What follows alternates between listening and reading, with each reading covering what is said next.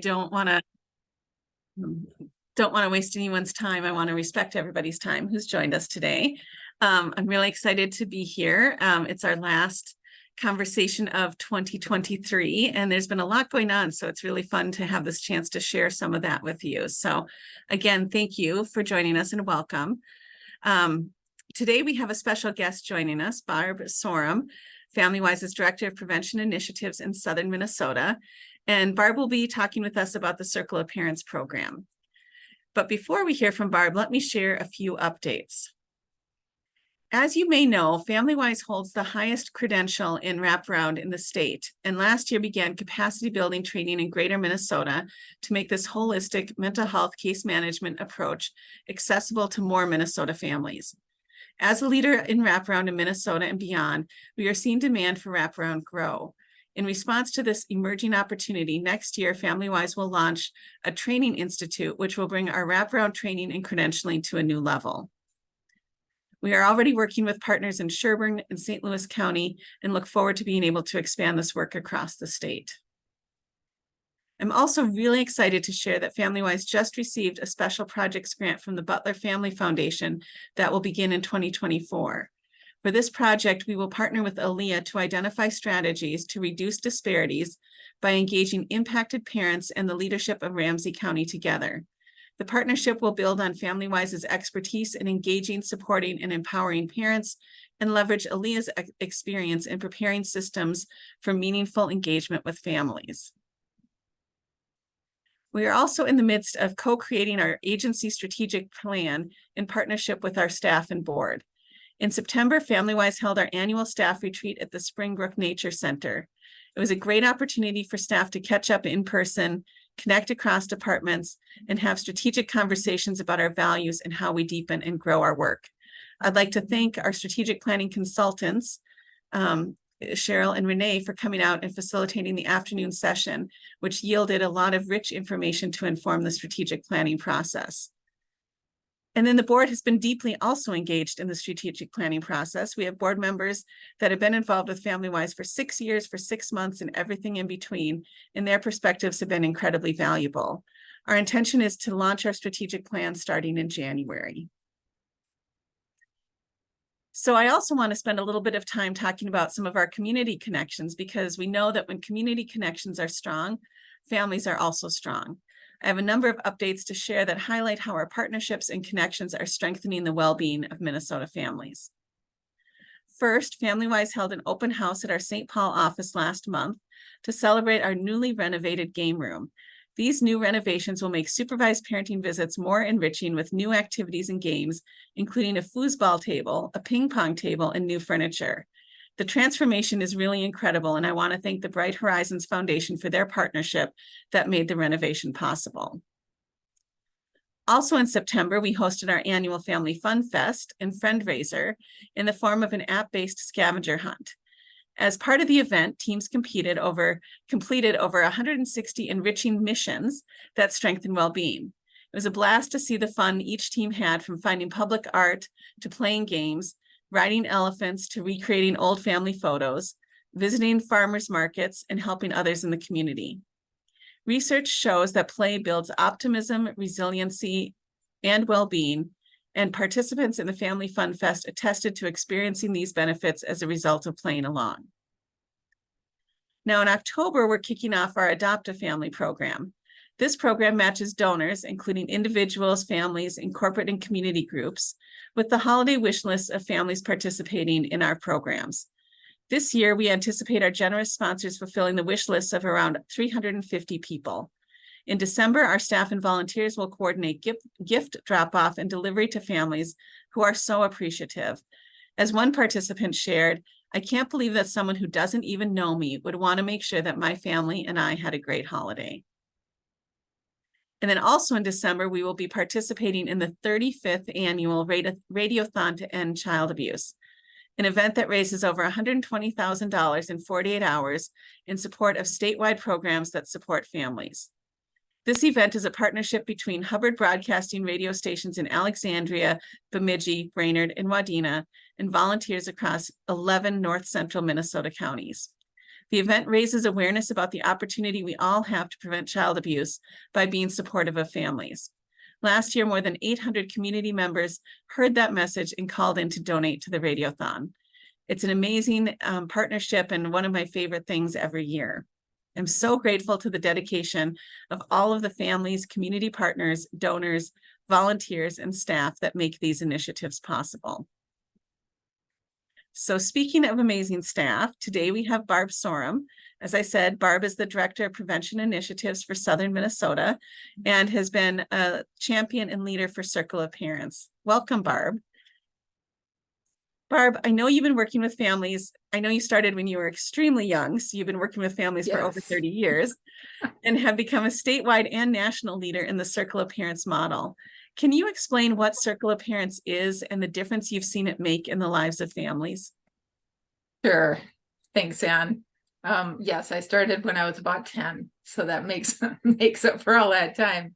Thank you for asking me to be here. And Circle of Parents is a national peer-to-peer parenting support model that it creates space for parents to share parenting experiences, learning opportunities, resources to build confidence and strengthen family relationships. So it's a mutual self-help group model that we offer across the state for parents, so parents can learn from and support each other through parenting challenges and successes. These parents sometimes need that support from other parents, other caregivers when they're going through tough times and raising their kids.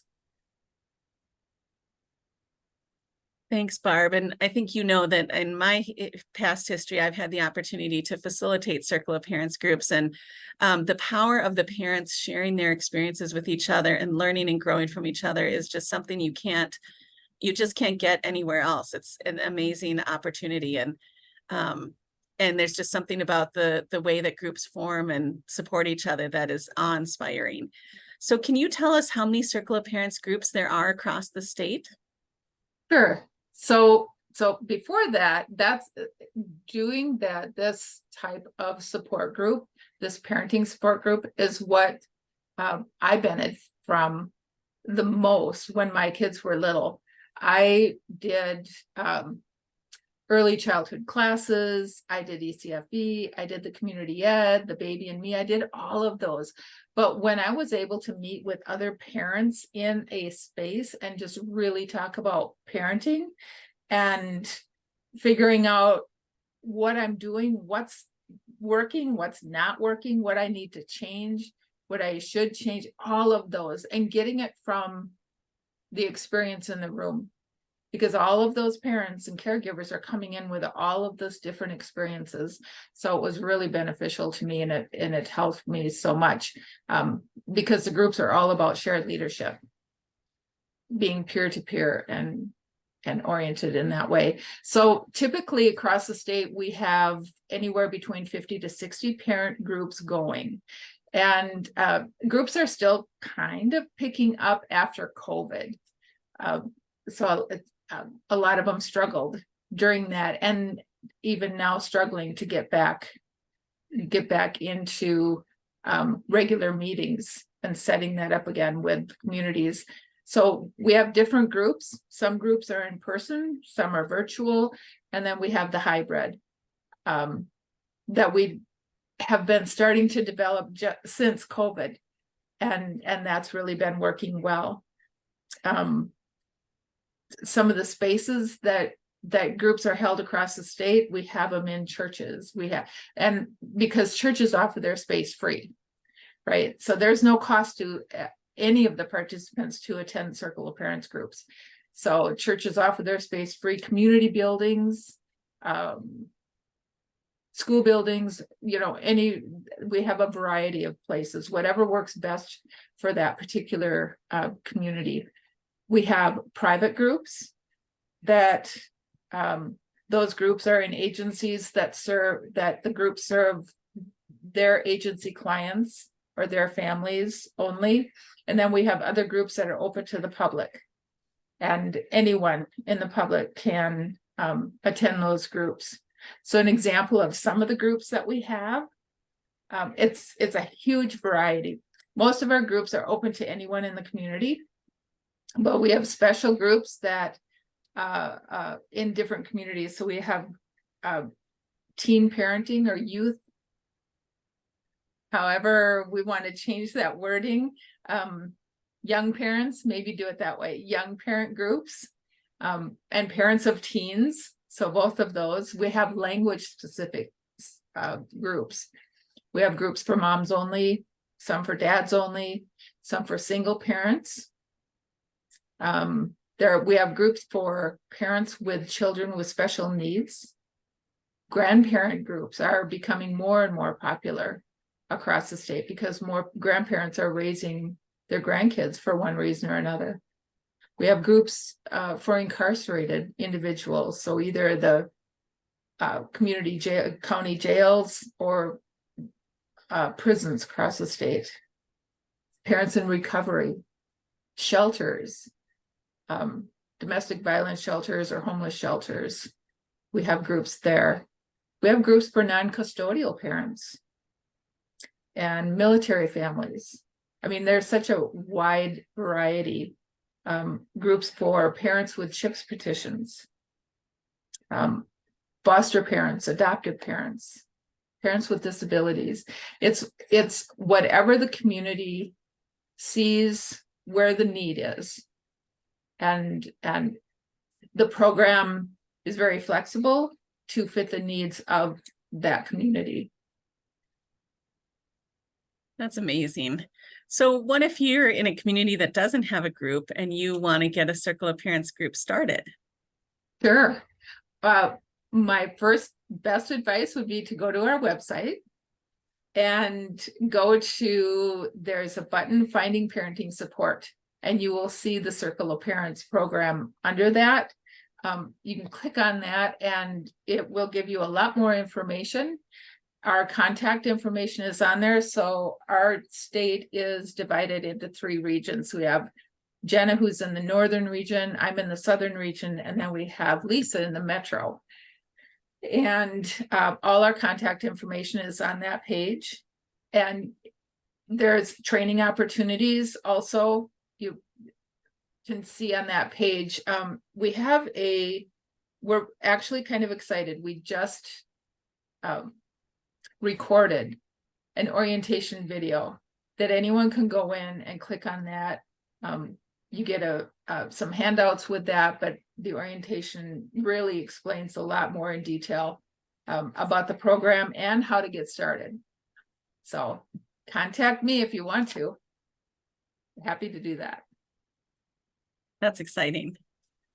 At FamilyWise, we often talk about the importance of those natural support networks. Can you talk a little bit about how Circle of Parents helps to build those for families and why those supports are so critical? So with the Circle of Parents program, we really focus on protective factors. So mainly 6 protective factors within Minnesota are what we look at. So those are nurturing and attachment, knowledge of parenting and child development, parental resilience, social connections, concrete supports, and social and emotional competence of children. So when we think of those, and we think of this program, all of those protective factors happen organically. They just like the social connections. You're coming together, you're meeting new people, you're having discussions, you're figuring all of that out, and so that happens naturally. And a lot of these a lot of protective factors are happening naturally. Some of the groups offer specific parenting curriculum, so that is an option as well. Circle of Parents program also fits naturally with the Near Science project, the Building Healthy Self-Healing Communities, as communities move to foster resilience and wellness. Once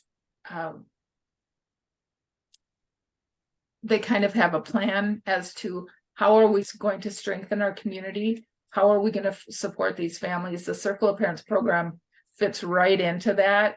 It's a natural, I guess, option to start supporting parents and families. That's great. Yeah, I remember from my time facilitating how important those new connections were for parents, and how they, especially for parents that maybe have gone through a tough time and they're trying to build those healthier relationships in their life. Having that group of parents there is such an important support. So having said that, then that kind of indicates that Circle of Parents has been around for several decades. I first did a group back in, I think it was 2000. So can you talk about anything like that's new with Circle of Parents that you're excited about? I think there's a few things. So the hybrid option of offering these support groups across the state. So you have your in-person, so you have that social connection that way, that in-person. We also have children's groups or kids club, if you want to call them that communities can host alongside their parent group. Hosting a kids group allows the parents to, if they can't afford a sitter, they can't find a sitter. If there are attachment issues, trust issues, whatever that, we want to eliminate any barriers from parents attending. So having a kids group alongside the parents group often helps to eliminate that. But now offering the hybrid option, it's especially great for mostly in the northeast part of the state, where communities are farther apart and families are farther apart. So travel might be an issue. Childcare needs might be an issue. Mobility, health issues, whatever that is across the state, these hybrid groups are kind of filling that void. Another thing that our team is excited about is creating more advanced training opportunities for our volunteers. So we train parent group facilitators, and we also train any of the volunteers that work with the children's group if you have one of the kids groups going. And that's mandatory. They have to go through the training before they're able to facilitate any of those groups. So we want to offer additional training, additional topics, additional supports for all those volunteers out there doing this. And we've also been creating, along those lines, we're creating more efficient ways of offering trainings. So doing them virtually. Our team has been working on creating the facilitation skills for the parent group facilitators online, because otherwise it's a full day of training. And we actually started doing that training virtually before COVID. So we were a little bit ahead of the game there. But now spending a full day on screen it takes a lot. It takes a lot of dedication for those volunteers to be able to do that. So we've created this online system where they'll be able to take most of the training at their own speed, at their own convenience, and then we'll come together for the final part of that, not in person, but virtually. So those are what I'm most excited about. Sounds great. It sounds like that might really open up opportunities for communities to be able to get facilitators trained without having, especially given that they're volunteers, without making it such a huge upfront time commitment. Right. Like Right. one chunk. Yeah. And we have been offering them quarterly. So they would have to wait a full quarter if they wanted the training. So this way they can take it when they're able and go through the system on their own time. We also have networking opportunities once a quarter for anyone involved with Circle of Parents. And those have been, we just started doing that this year. And those have been very interesting, very helpful. We've had some great topics come up and great support happening.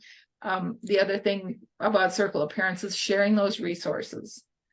Whether if a community is offering a Circle of Parents group, it's important that those participants know the have the resources, know what's out there, what's available to them. And we're being able to do that through the networking opportunities as well. It's all about resilience. We're focused on resilience, creating resilience for all of us. It's also that shared leadership piece of that. Part of the facilitator's role is to foster leadership within its participants. So the shared leadership program is very strong with Circle of Parents. Facilitators mentor their participants to be the leaders within their own family. And that becoming leader, it starts with the individual, right? So it's becoming leaders within themselves and then transferring that to their family, which in turn spills over to their neighborhood and mostly their community. So creating leaders out there. I've seen it work. I've been involved with this for a long time, and I've seen parents come in who are really struggling, and they're to the point where I'm surviving, and I made it here today or this evening or whenever their group is, and please don't ask me to do anything else. I made it here today. I've seen parents come in that state. One in particular, actually more than one, but one in particular that I often think of. She came in, she started coming to the group, and she cried the whole time. But we knew she was okay. She was in a safe place. Wherever the emotions were coming, she wanted to be there. So the next time that she came in, she wasn't crying, but I didn't really recognize her because her face wasn't puffy, it wasn't red, all that, but she was there. And she went from that to participating regularly. She's just a joyful person. She blossomed so much, and her leadership skills overflowed. And at one point I asked her to please take the facilitation skills training because she would make an excellent facilitator. And she did. She facilitated for several years and went on to school. She got her her master's degree in social work. So I've seen that over and over again. So the groups are really empowering, and you can take it as far as you want to, or just be there. We accept all. That's wonderful. It does. It affects so many parents' lives, and by affecting parents, we're making, stronger communities for kids, and for kids to see their parents be able to get support from others, I think is such a powerful example, such a great way of sharing, like a great lesson to teach your kids. So thanks, Barb. They're modeling. Yes. Yeah. I want to take a minute to see if anybody has any questions before we wrap up today. Does anyone have anything that they would like to ask about, or any comments they'd like to share?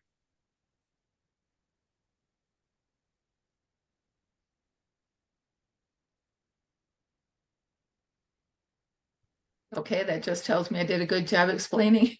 Exactly. But they can always go to the website and check out some more information. Absolutely. So, all right. Well, thank you everyone for your time today. And thank you, Barb, for sharing your wisdom and your expertise for something that I think is such a vital and critical service for families across our state.